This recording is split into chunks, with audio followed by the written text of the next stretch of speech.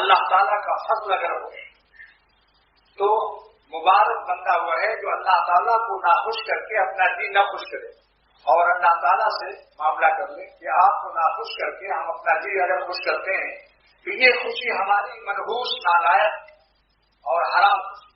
اسی لیے خواجہ عزیز حسن مجلوب رحمۃ اللہ علیہ کا شعر یاد آیا. فرماتے ہیں کہ جب میری خوشی میں اور اللہ تعالیٰ کی خوشی میں مقابلہ ہوتا ہے ایک کام سے اللہ تعالیٰ خوش ہیں مثلاً بدنگاہی نہ کرو سینما نہ دیکھو داڑھی نہ مڈاؤ اس بات سے اللہ خوش ہوتے ہیں. نفس کہتا ہے کہ نہیں گالوں پر صحرا اور جنگل مت اگاؤ گلستان نبوت سے محروم رہو نبی کا باغ گال پر مت لگاؤ فارغ البال رہو. شیطان نہیں نہ کہتا ہے شیطان کیا کہتا ہے فارغ البال رہو گالوں پر بال نہ لگاؤ. لیکن اگر اللہ تعالیٰ آپ کو سلیم عطا کر دے تو تھوڑی دیر کی یہ سوچے کہ دنیا میں جتنے اللہ کے پیارے نبی آئے ہیں اور دنیا میں جتنے اولیاء خدا کے دوستوں کی زندگی اور دوستوں کا چہرہ کیسا ہے.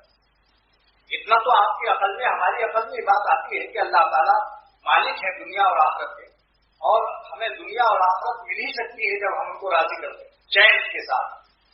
کیونکہ بعض چوری کچھ کر لیتا ہے.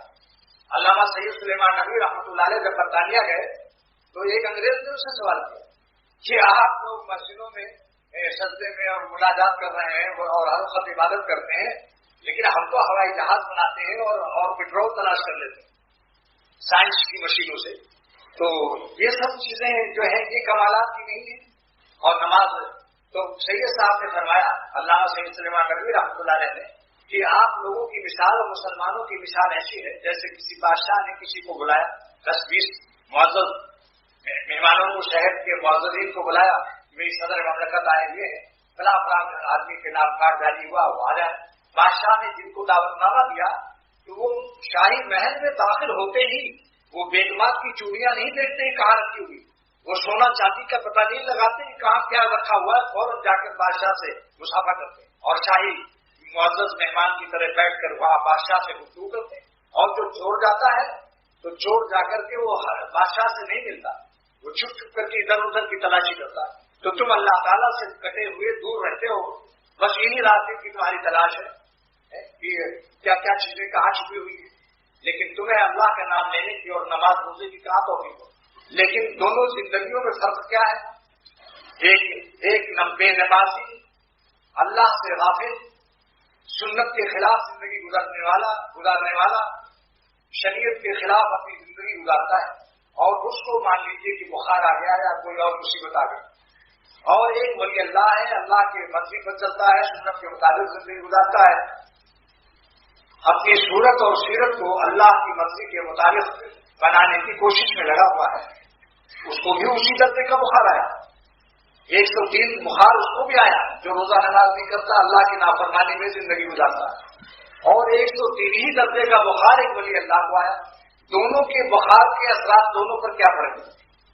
ایک ہی درجے کی مصیبت خدا کے نافرمان پر آئے اسی درجے کی مصیبت کسی اللہ والے پر آ جائے.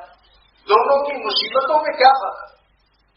اس فرق کو حکیم الامت مجدد الملت مولانا اشرف علی صاحب تھانوی نور اللہ عنہ نے بیان فرمایا کہ اللہ والوں پر جب مصیبت آتی ہے تو ان کو مصیبت میں بھی بدحواسی کو پریشانی نہیں ہوتی ان کے قلب کو چین ملتا ہے اور نافرمانوں پر جب مصیبت آتی ہے تو وہ ہوش و حواس سے محروم ہو جاتے ہیں بدحواس ہو جاتے ہیں ان کے دل پر چین اور سہارا ہے کچھ نہیں سکینہ ان کے دل پر نازل نہیں ہوتا.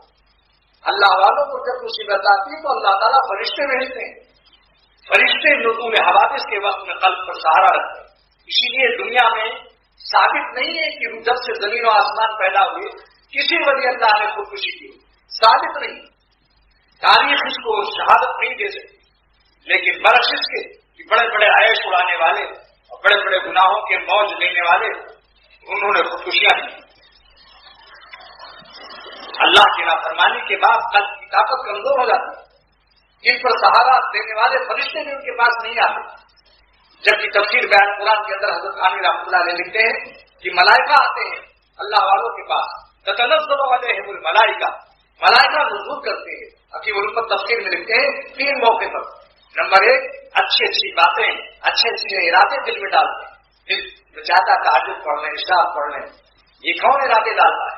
اللہ تعالیٰ ڈالتے ہیں بس بواسطے ملائکہ، جس کا نام ہے الہام ہے، عزائم رشد، ہدایت کے ارادے ڈالتے ہیں۔ نمبر 2 نزول حوادث کے وقت میں سکینہ اور سہارا دیتے ہیں، یہ زیادہ گھبرانے نہ پائے۔ اور نمبر 3 مرتے وقت میں خوشخبری دے دیں گے کہ آپ کو جنت کی بشارت، جنت نظر آ جاتی ہے، جنت کی بشارت دنیا ہی میں ان کو مل جاتی ہے۔ مرنے سے پہلے بہت سے مرنے والوں کو دیکھا گیا کہ خوشبو ہو جاتی ہے وہاں، حالانکہ وہاں عطر نہیں لگا ہوا۔ خود میرے بہنوئی ہمارے ضلع رائے بریلی میں وہ مسجد میں آخر میں امامت کرتے تھے، پہلے تو تھے بورنگ انسپکٹر، بڑے افسر تھے، بعد میں انہوں نے جب پینشن لی تو بالکل ہی ماشاءاللہ تہجد اور ذکر و فکر ہو۔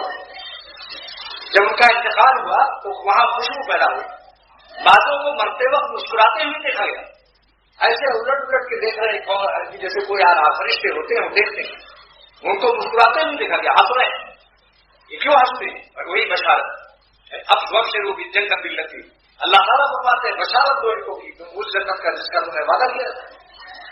تو حضرت تھانوی رحمۃ اللہ علیہ فرماتے ہیں کہ اللہ والی زندگی اختیار کرنے کے بعد اگر کبھی بخار یا کوئی مصیبت بھی آئی تو انشاءاللہ تعالیٰ اس مصیبت میں بھی آپ کے قلب میں ویسی پریشانی نہیں ہوگی جیسے غافلوں کو نافرمانوں کو ہوگی۔